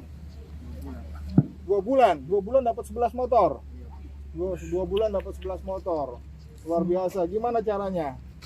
Karena jual berapa? Karena dapat berapa satu motor? Jual 2 juta. 2 juta ya. 2 juta. Untuk apa uangnya? Pribadi? Untuk pakai belanja-belanja. Belanja apa? Baju. Minum-minum. Habis ini tidak usah ngulangi lagi, cukup ya. Cukup. Sudah 11 unit itu udah 12 unit sudah terlalu banyak ya. Ya, cukup sudah. Tribuners, usai jeda kami akan kembali dengan informasi menarik lainnya, tetaplah di live update. Oke, apa kabar Bang Arif di sini untuk strateginya? Kalau saya sendiri di Jumit 37 ini yang semalam baru mulai, apa yang saya dirasakan udah Kapten Hitam? Sebenarnya aku nggak ngerasain penangkapan atau penggerebekan atau apapun itu, karena gini loh, posisinya aku kriteria. Jadi kita mengenal disebut dengan stroke yang tidak berdarah dengan stroke yang berdarah. Stroke yang tidak berdarah itu biasanya ditandai dengan adanya penyumbatan. Kalau itu terjadi di sini mungkin pikirnya tidak ke situ kali ya, tapi kalau di Korea atau di Kamboja itu ada beberapa paper yang Saya itu Mas, ya, dulunya tukang koran. Oh gitu ya. Tukang koran. Ya, saya baca itu Pak. Tuh kan, pernah baca kan? Ya. Jadi kalau saya jadi pangdam itu udah bersyukur banget. Si anak ini dijadikan sebagai tersangka begitu. Ya, kalau ini kita bicara yang di luar kasus Sebongombo ya. Dikenal dengan nama hujan shower, di mana terdapat batas jelas antara daerah hujan dan tidak hujan yang biasanya terjadi pada fase awal mature stage atau tahap Berbahaya dewasa. itu Kang. Jadi mulai artinya terjadinya perlembekan. Nah itu untuk penetrasi akan sulit. Gitu ya. Dok, saya ini menurut saya memang tidak mudah. Bukan urusan tanah diambil. Kalau misalnya Amerika Serikat sekarang, Rasulullah mengatakan dalam sebuah hadis bahwa berpuasa di 6 hari Syawal itu. Oke, apa kabar Bang Arif di sini untuk strateginya? Kalau saya sendiri di Jumit 37 ini yang semalam baru mulai, Apa yang saya dirasakan udah Kapten Hitam? sebenarnya aku nggak ngerasain penangkapan atau penggerebekan atau apapun itu, karena gini loh, posisinya aku Kriteria. Jadi kita mengenal disebut dengan stroke yang tidak berdarah dengan stroke yang berdarah. Stroke yang tidak berdarah itu biasanya ditandai dengan adanya penyumbatan. Kalau itu terjadi di sini mungkin pikirnya tidak ke situ kali ya, tapi kalau di Korea atau di Kamboja itu ada beberapa paper yang Saya itu Mas, dulunya tukang koran. Oh gitu ya. Tukang koran. Ya, saya baca itu Pak. Tuh kan pernah baca kan? Ya. Jadi kalau saya jadi pangdam itu udah bersyukur banget. Si anak ini dijadikan sebagai tersangka begitu. Ya, kalau ini kita bicara yang di luar kasus Sebongombo ya. Dikenal dengan nama hujan shower, di mana terdapat batas jelas antara daerah hujan dan tidak hujan yang biasanya terjadi pada fase awal mature stage atau tahap Berbahaya dewasa. itu Kang. Jadi mulai artinya terjadinya perlembekan. Nah itu untuk penetrasi akan sulit. Gitu ya. Dok, saya ini menurut saya memang tidak mudah, bukan urusan tanah diambil. Kalau misalnya Amerika Serikat sekarang, Rasulullah mengatakan dalam sebuah hadis bahwa berpuasa di 6 hari Syawal itu. Oke, apa kabar Bang Arif di sini untuk strateginya? Kalau saya sendiri di Jumit 37 ini yang semalam baru mulai, Apa yang saya dirasakan udah Kak Fernita? Sebenarnya aku nggak ngerasa itu penangkapan atau penggerebegan atau apapun itu. Karena gini loh, posisinya aku Kriteria. lagi main. Jadi kita mengenal disebut dengan stroke yang tidak berdarah dengan stroke yang berdarah. Stroke yang tidak berdarah itu biasanya ditandai dengan adanya penyumbatan. kalau itu terjadi di sini mungkin pikirnya tidak ke situ kali ya, tapi kalau di Korea atau di Kamboja itu ada beberapa paper yang Saya itu Mas, dulunya tukang koran. Oh gitu ya. Tukang koran. Ya, saya baca itu Pak. Tuh kan pernah baca kan? Ya. Jadi kalau saya jadi pangdam itu udah bersyukur banget. Si anak ini dijadikan sebagai tersangka begitu. Ya, kalau ini kita bicara yang di luar kasus Sebongombo ya. Dikenal dengan nama hujan shower, di mana terdapat batas jelas antara daerah hujan dan tidak hujan yang biasanya terjadi pada fase awal mature stage atau tahap Berbahaya dewasa. itu Kang. Jadi mulai artinya terjadinya perlembekan. Nah itu untuk penetrasi akan sulit. Gitu ya. Dok, saya ini menurut saya memang tidak mudah, bukan urusan tanah diambil. Kalau misalnya Amerika Serikat sekarang, Rasulullah mengatakan dalam sebuah hadis bahwa berpuasa di 6 hari Syawal itu. Oke, apa kabar Bang Arif di sini untuk strateginya? Terima kasih Anda masih bersama kami di live update. Kita beralih ke informasi selanjutnya, Saudara. Berpisah dengan sang ibu sejak usia 5 tahun, Marisa, 35 tahun, warga Amerika yang merupakan keturunan Indonesia, berharap dapat bertemu kembali dengan sang ibu. Marisa yang saat ini masih di Amerika mengatakan bahwa dirinya sudah berpisah dengan sang ibu yang memiliki nama lengkap Hyu Suimi, yang memiliki nama panggilan Mimi alias Suimi. Bagi siapa saja yang bisa mempertemukan ia dengan sang ibu, akan ada uang tunai sebesar 25 juta rupiah atau 1 unit motor Honda Vario. Untuk mengetahui informasi lebih lengkapnya di saat ini kami sudah tersambung dengan jurnalis dari Tribun Pontianak, ada Ferianto, yang akan memberikan informasi lengkapnya untuk Anda Tribuners. Halo, selamat siang Ferry. Oke, selamat siang Firda. Ferry, bisa Anda informasikan di mana posisi dari Marisa saat ini dan apakah di Indonesia atau Amerika, dan bisa informasikan terkait dia mencari ibunya yang sudah lama tidak bertemu ini? Nah, ya baik Firda, untuk saat ini sampai tadi pagi saya menghubungi Marisa itu, Marisa tersebut masih berada di Amerika karena kan memang untuk ke Indonesia sendiri mencari sang ibu ini memang tidak mudah ya, terlebih di saat ini masih masa pandemi COVID-19, jadi memang tidak mudah perjalanan dari Amerika ke Indonesia sendiri. Dan sampai saat ini pun Marisa masih mencoba menghubungi teman-teman yang berada di Indonesia dan di Kalimantan Barat sendiri. Salah satunya menghubungi temannya dari Serikat Buruh Migran Indonesia untuk membantu mencari keberadaan sang ibu Marisa ini yang sudah lebih dari 30 tahun berpisah dengan. Demikian Firda. Ferry, sejak kapan Marisa ini sudah berpisah dengan sang ibu dan upaya apa saja yang saat ini sudah dilakukan oleh Marisa untuk mencari sang ibu? Untuk Marisa sendiri itu sudah berpisah kurang lebih 30 tahun ya dengan sang ibu itu. Dan pada saat itu Marisa itu berpisah dengan ibunya sejak umur 5 tahun. Nah, pada saat itu ada masalah keluarga antara ibu dan ayah sehingga keduanya ini berpisah. Kemudian Marisa ini ikut dengan sang ayah ke Amerika hingga sampai saat ini. Kemudian beberapa waktu yang lalu Marisa ini dipertemukan dengan rekannya, yaitu dari Serikat Buruh Migran Indonesia, yaitu Ketua Serikat Buruh Migran Indonesia SBMI Pontianak, Martin Liko, dan pada saat itulah Marisa ini kemudian meminta bantuan dari Martin Liko untuk mencari keberadaan sang ibu yang memang sudah 30 tahun berpisah dengannya. Nah, berbagai upaya sendiri sudah dilakukan ya dari Marisa ini sebelum bertemu dengan Martin Liko sendiri sudah menghubungi berbagai keluarganya yang ada di Indonesia, kemudian juga meminta bantuan dengan berbagai pihak, dan bahkan sampai Marisa ini juga sudah meminta bantuan ke paranormal Firda. Dan memang sampai saat ini sendiri untuk keberadaan sang ibu masih belum diketahui secara pasti ada di mana. Apakah saat ini sudah ada informasi begitu mengenai keberadaan ibu dari Marisa ini? Nah, kalau untuk informasi pasti keberadaan dari sang ibu Marisa ini memang belum diketahui pasti ya. Namun kalau Mbak Marisa ini mengetahui informasinya itu bahwa sang ibu itu terakhir ada di Singkawang. Singkawang itu berada di Kecamatan Sedau, dan sang ibu, namun itu juga tidak diketahui pasti kapan tahunnya dan apa saat ada di sana. Pada saat kemarin dari teman-teman SBMI ke lokasi Singkawang itu juga masih belum mendapatkan informasi pasti terkait keberadaan sang ibu. Kemudian juga informasi ini Marisa mendapat informasi bahwa sang ibu itu membuka toko pakaian, toko butik ya. Namun memang juga lokasi dan tempatnya itu masih belum diketahui. Kemudian apa harapan dari Marisa sendiri soal keberadaan sang ibu saat ini? Marisa sendiri memang berharap ya dia dapat bertemu dengan sang ibu, karena memang sampai saat ini di usianya sudah lebih dari 35 tahun, masih memang ingin bertemu sekali lagi atau bertemu dengan sang ibu, karena saat ini pun dia sudah mengkhawatirkan kesehatan dari sang ibu, dan dia pun berharap sang ibu juga masih ada dan dapat bertemu kembali dengannya.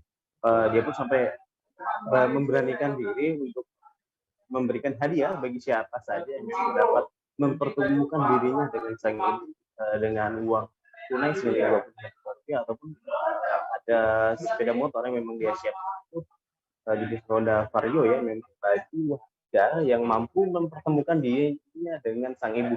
Kemudian bila mana beberapa waktu juga Marisa ini membuat postingan di akun media sosialnya, di Facebook itu juga bagi siapa saja yang mampu mempertemukan ibunya, kemudian ataupun karena memang sudah berpisah selama sekian puluh tahun, nanti misalkan ada mau dilakukan tes DNA pun dia bersedia untuk membiayai seluruh proses tes DNA-nya, artinya tidak untuk mendapat kevalidan data terkait sang ibu ini. Karena beberapa waktu lalu juga si Marisa itu sempat mendapat kabar, namun ternyata orang yang memberi kabar itu hanya berusaha untuk melakukan penipuan terhadap dirinya. Oleh sebab itu dirinya saat ini lebih berhati-hati memang untuk menerima masukan informasi terkait keberadaan dari sang ibu ini. Bagi siapa saja yang bisa mempertemukan Marisa ini dengan sang ibu, akan ada hadiah uang tunai sebesar 25 juta rupiah atau 1 unit motor Honda Vario. Baik, terima kasih rekan jurnalis dari Tribun Pontianak, Ferianto, atas laporan Anda. Selamat bertugas kembali. Dan tadi Tribuners Ferry juga sudah menghimpun keterangan dari Marisa, warga Amerika yang mencari ibunya. Berikut liputannya untuk Anda. Halo teman-teman, perkenalkan nama saya Marisa. Semoga teman-teman selalu sehat. Teman-teman, saya minta mohon tolong dibantu sebarkan berita ini ya. Saya lagi mencari ibu kandung saya. Ibu kandung saya namanya Hyu Suimi. Dia dipanggil Mimi. Dia berasal dari Sedau, Kalimantan Barat. Umurnya perkiraan antara 55 tahun sampai 61 tahun. Terakhir tempat tinggal di Jakarta, Reni Jaya, Blok G 22 nomor 2. Teman-teman, tolong bantu sebarkan berita ini ya. Saya sangat rindu dengan ibu kandung saya, dan saya juga khawatir dengan keadaan dia. Semoga ibu kandung saya sehat-sehat selalu. Dan juga saya ingin sekali bertemu, dan saya juga khawatir dengan keadaan dia. Semoga dia baik-baik saja. Teman-teman, bagi siapa yang bisa temukan ibu kandung saya akan kasih hadiah motor terbaru Honda Vario 150 atau uang cash 25 juta. Kita beralih ke informasi selanjutnya, Saudara. Kabar baik bagi warga Tarakan. Akhirnya wisata petik buah melon kembali dibuka oleh kelompok tani Flora dan Fauna Kelurahan Juwata Permai. Wisata kebun melon ini sudah mulai dibuka sejak Minggu 12 Desember 2021. Pihak kelompok tani Flora dan Fauna ini kembali membuka wisata petik buah ini setelah melihat animo masyarakat saat pertama kali wisata petik buah melon dibuka untuk warga Tarakan pada September 2021 lalu. Informasi lebih lengkapnya akan disampaikan oleh rekan jurnalis kami dari Tribun Kaltara. Ada Andi Pausiah yang saat ini sudah tersambung bersama kami. Halo, selamat siang Andi. Ya, halo, selamat siang rekan Firda. Ya. Andi, bisa Anda informasikan bagaimana antusiasme masyarakat Tarakan sendiri mendengar wisata petik buah melon kembali dibuka? Ya, baik rekan Firda, selamat siang Tribuners, saya Andi melaporkan dari Kota Tarakan, Provinsi Kalimantan Utara. Ya, dapat saya sampaikan benar kelompok tani Flora dan Fauna di Kelurahan Juwata Permai akhirnya kembali membuka wisata petik buah melon yang sudah dibuka sejak hari Minggu kemarin. Antusias masyarakat berkunjung ke lokasi ini cukup tinggi. Terdapat beberapa instansi dan masyarakat Kota Tarakan yang haus akan liburan wisata bersama keluarga mendatangi lokasi ini. Dikatakan Darmawan, Ketua Kelompok Tani Flora dan Fauna Kelurahan Juwata Permai sendiri, memang ini bukan kali pertama yang dilakukan pembukaan wisata petik buah melon. Ini terhitung kali ketiga dibuka. Pada pembukaan wisata petik buah melon yang kedua pada September lalu memang animo masyarakat sangat tinggi sehingga akhirnya pada minggu kemarin mulai dibuka karena bertepatan juga dengan musim panen buah melon yang berlokasi di RT 20 Jalan Seranai 3, kemudian masuk ke Jalan Bayangkara, Kelurahan Juwata Permai. Adapun memang pada September 2021 lalu hanya membutuhkan waktu sekitar 3,5 hari buah melon yang diproduksi oleh kelompok tani Flora dan Fauna habis dibeli oleh warga, diburu oleh warga, sehingga kali ini kelompok tani kembali membuka dan menyiapkan sekitar 2 tempat agar bisa mengakomodir semua warga yang hendak melakukan wisata petik buah melon. Dikatakan Darmawan kembali, Firda, memang ini adalah semacam hubungan simbiosis mutualisme di mana masyarakat saat ini yang haus akan wisata dan petani juga sangat diuntungkan dengan adanya kunjungan wisata petik buah ini karena mereka membeli hanya dengan harga 15.000 per kilogram, memetik sendiri, bisa memilih sendiri dan dibawa pulang. Ini tentu sangat berpengaruh terhadap biaya yang dikeluarkan oleh kelompok tani Flora dan Fauna. Demikian rekan Firda. Andi, untuk wisata petik buah melon kali ini ditarget berapa ton? Ya, rekan Firda, kalau untuk di September 2021 kemarin yang kedua, panen produksi yang dihasilkan sekitar 6 ton. Nah, kali ini disiapkan mungkin diperkirakan total dari 2 lokasi. Lokasi pertama di kebun penanaman bawang dan di 100 meter dari arah kebun penanaman bawang itu dengan luasan 2.000 meter persegi ada sekitar 2.500 pohon. Jika ditotalkan hasil produksi bisa mencapai 7 ton untuk Desember ini. Kemudian harga jualnya sendiri hanya dipatok sekitar 15.000 per kilogramnya. Jika menghitung biaya produksi, biaya modal yang dikeluarkan kelompok tani, untuk 1 untuk satu wilayah itu hanya membutuhkan sekitar 15 juta dengan tenaga 15 orang. Sehingga dari 2 lokasi yang disiapkan mungkin sekitar 35 juta yang harus dirogoh oleh kelompok tani untuk kemudian diolah menjadi lahan penanaman buah melon. Dan hasilnya dari 7 ton ini jika dikalkulasikan kembali menghasilkan sekitar 7.000 kg, dan jika dikalikan 15.000 per kilogram mereka bisa meraup untung sekitar 105 juta. Artinya bisnis ini sangat menjanjikan bagi masyarakat Tarakan yang ingin bergelut di bidang pertanian, yakni menanam melon. Bahkan bisnis ini juga sudah mulai dilirik petani-petani asal luar Tarakan seperti petani asal Bulungan, Nunukan, Malino, dan Kabupaten Tanah Tidung. Demikian rekan Firda. Baik, terima kasih rekan jurnalis dari Tribun Kaltara Andi Pausia atas laporannya, dan tadi Tribuners Andi juga sudah menghimpun keterangan dari Ketua Kelompok Tani Flora dan Fauna Juwata Permai, Sri Darmawan. Berikut liputannya untuk Anda. Juga di kelompok kami ada 2 lokasi yang kita siapkan. Di mana aja tuh? Masih 1 titik lokasi, mungkin sekitar 100 meter dari sini ada. Kalau untuk kali ini berapa pohon yang ditanam? Mungkin kali ini kita lipatkan lagi dari yang kemarin ya. Ini 2 kali lipat, mungkin sekitar 2.000 meter persegi, 2.000 perkan, itu sekitar 2.500 pohon kurang lebih.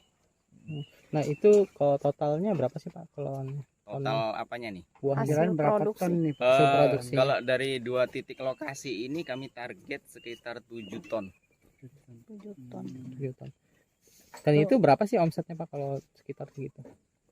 Kalau kita dari petani, kita nih biasanya hitungan kasar aja nih. Kalau di petani itu modal untuk 2 lokasi ini sekitar 15 juta. 15 juta itu kalau tenaga sekitar 15, 1 lokasi 10, 20, 35 juta. Omset anunya ya, pendapatannya. Enggak, ini untuk modalnya. Nah, kalau kita pendapatan kita itu kita target mungkin sekitar 7 ton. 7 kali per kilonya kita akan pasarkan sekitar 15 kilo, belum naik, masih harga yang kemarin 15.000 per kilo. Per kilo. Kira-kira berapa tuh? Sekitar 100 ada 100. Kalau 7,5 ada 100. Ada ya? 100. Berarti sebenarnya ini menjanjikan ya? Menjanjikan gitu ya? Sangat menjanjikan. Sangat ya. Karena sudah banyak dilirik di wilayah Kaltara seperti di Bulungan. Kemudian di petani-petani lain juga sudah penasaran dengan kegiatan kita ini. Sebenarnya kalau melon yang membedakan uniknya itu kita sudah membuka wisata petik untuk ini. Kalau memang kita masuk ke tengkulak aja ya tetap harganya. Bermodal hanya melihat gambar, warga Pekijing, Kota Serang, Banten, Suparman membuat miniatur menara Masjid Agung Banten dari bambu. Hasil karyanya kemudian dipajang saat peluncuran aktivasi Kampung Baca sekaligus kemah bersama dulur di Kampung Pekijing, Kecamatan Tak-Takan, Kota Serang pada Minggu 12 Desember. Bahkan kerajinan miniatur itu dipamerkan Wali Kota Serang Syafruddin di atas panggung di sela peluncuran. Informasi lebih lengkapnya akan disampaikan oleh rekan jurnalis kami dari Tribun Banten, ada Milda Niati yang saat ini sudah tersambung bersama kami. Halo Milda. Halo rekan Firda dan Tribuners ya, selamat siang. Milda, bisa Anda informasikan bagaimana proses awal pembuatan miniatur khas Banten, miniatur khas Banten ini? Iya, bermula ketika Suparman, dia adalah seorang buruh bangunan. Ketika itu tepatnya 1 bulan yang lalu dia diperintah untuk membuat miniatur bangunan itu, miniatur bangunan Masjid Agung Banten. Nah, kemudian bermodalkan dengan foto atau gambar dari miniatur Masjid Agung Banten itu sendiri, dia menirunya dan kemudian mengaplikasikannya dari bahan kayu, begitu rekan Firda. Untuk kendalanya sendiri, apa yang dirasakan oleh Suparman sendiri saat membuat miniatur ini? Untuk kendalanya sendiri, mulai dari mesin penjepitnya, karena dia mengatakan bahwasannya dia belum memiliki mesin penjepit tersebut. Terus selain itu juga kendalanya mungkin di bahan baku, begitu rekan Firda. Baik, terima kasih rekan jurnalis dari Tribun Banten, Milda Niati atas laporan Anda. Selamat bertugas kembali. Kita beralih ke informasi selanjutnya, Saudara. Kawasan Bukit Bulan, Kecamatan Limun, Kabupaten Sarolangun memiliki Bukit Temulun atau Bukit Bantuan Kars sebagai destinasi wisata yang menantang adrenalin. Bukit ini dapat dilalui dengan berjalan kaki. Berjalan dimulai dari Desa Berkun, Kecamatan Limun untuk sampai ke atas Bukit Tamulun untuk melihat keindahan kawasan Bukit Bulan dari ketinggian. Untuk mengetahui informasi lebih detailnya, saat ini kami sudah tersambung bersama jurnalis dari Tribun Jambi, ada Rifani Halim yang akan memberikan informasi lengkapnya untuk Anda Tribuners. Halo Rifani, selamat siang. Iya, rekan Firda. Rifani, bisa Anda informasikan bagaimana jalur pendakian ke Bukit Tamulun dan membutuhkan waktu berapa lama untuk waktu tembus sana? Jalur menuju wisata ke Bukit Temulun yang berada di kawasan Bukit Bulan, Kecamatan Limun, Kabupaten Sarolangun ini memang memiliki jalur yang cukup ekstrim.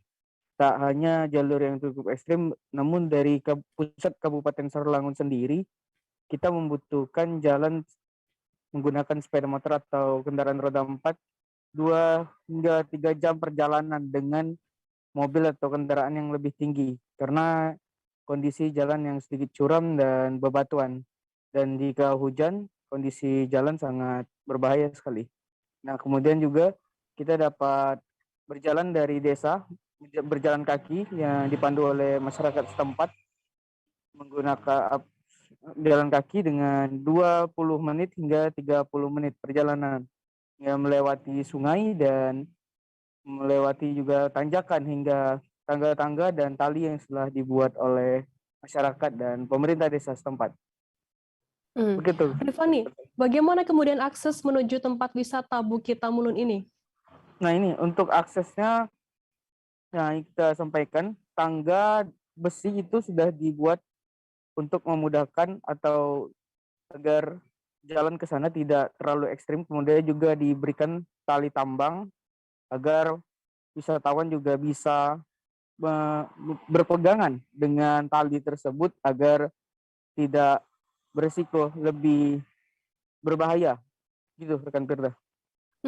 Apa yang bisa dinikmati oleh para pengunjung di Berkun, tempat wisata Bukit Tamulun ini? Nah, untuk wisata di kawasan Bukit Bulan ini memang memiliki keindahan alam yang sangat luar biasa.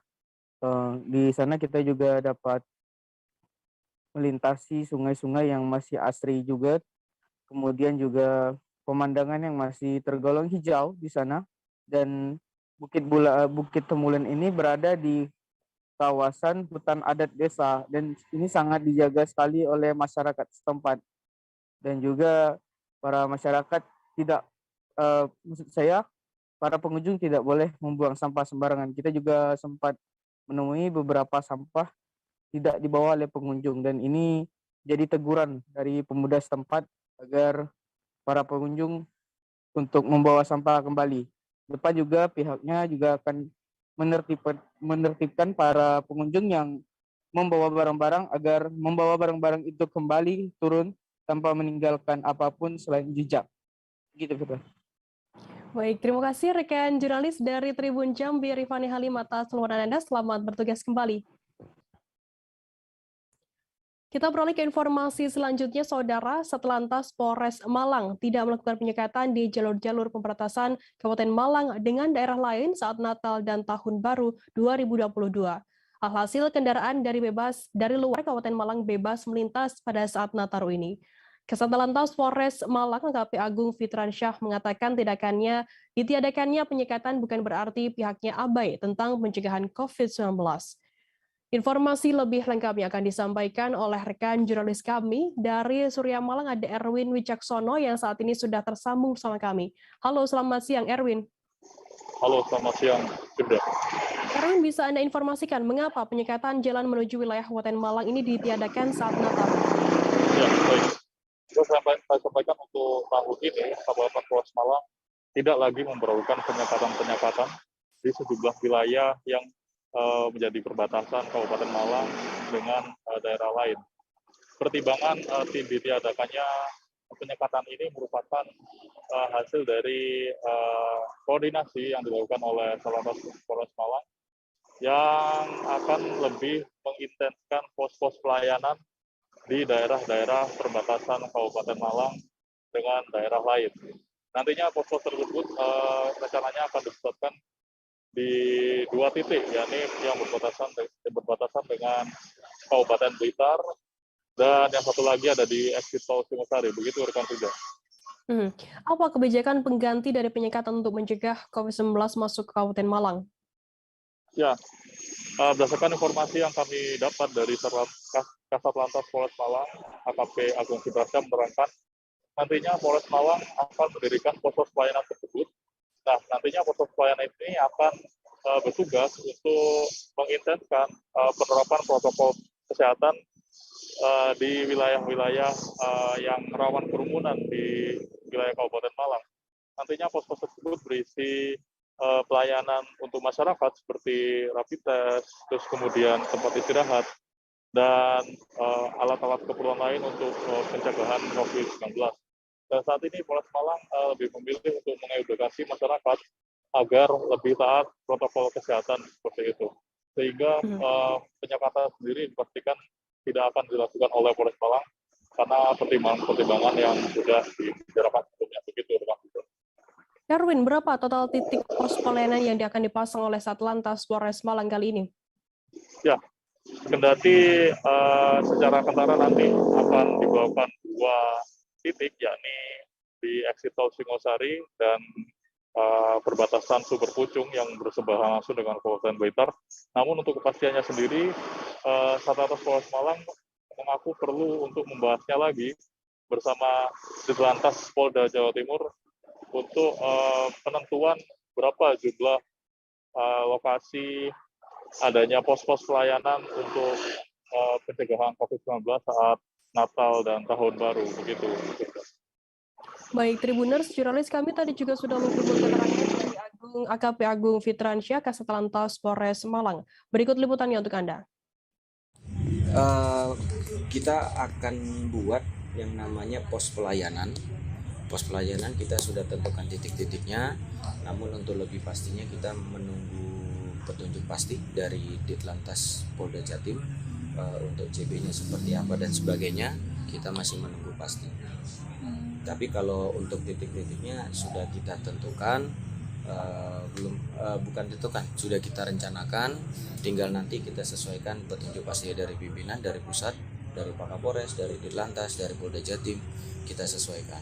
Karena selama COVID ini, yang jelas Ops Lilin ini kan tidak bisa disamakan dengan sebelum COVID atau pada saat tahun meledaknya COVID. Nah, jadi sekarang mungkin ada keringanan, ada kelonggaran. Nah, kita masih menunggu petunjuk seperti apa. Titik yang direncanakan itu di mana saja dan contohnya? Yang jelas di pintu masuk wilayah Kabupaten Malang seperti exit tol itu sudah pasti. Seperti kalau yang di berbatasan dengan Blitar, Sumber Pucung itu udah pasti. Namun bentuk pos pelayanan nanti seperti apa, kita masih menunggu petunjuk. Yang jelas sih kemungkinan kita masih prioritas ke protokol kesehatan. Jadi kita menyesuaikan juga dari Inmendagri nanti yang terbaru, dan juga sasaran kita targetnya adalah penegakan protokol kesehatan. Kurang lebih nanti berarti penyekatan atau pembatasan yang dilakukan? Yang jelas penyekatan tidak ada penyekatan dan bahasa penyekatan itu tidak ada. Kita pos pelayanan betul-betul melayani masyarakat yang nantinya bagaimana bentuk arahnya, destinasinya kemana dan sebagainya. Makanya untuk lebih pastinya kita masih menunggu dari Ditlantas. Pengawasan di jalur-jalur menuju tempat. Informasi tadi sekaligus menutup perjumpaan kita dalam live update hari ini. Jangan lupa saksikan terus live update di seluruh kanal YouTube dan Facebook Tribun Network. Saya, Ferdinanda, mewakili kru yang bertugas, pamit undur diri. Terima kasih dan sampai jumpa. Jangan lupa like, subscribe, dan share ya!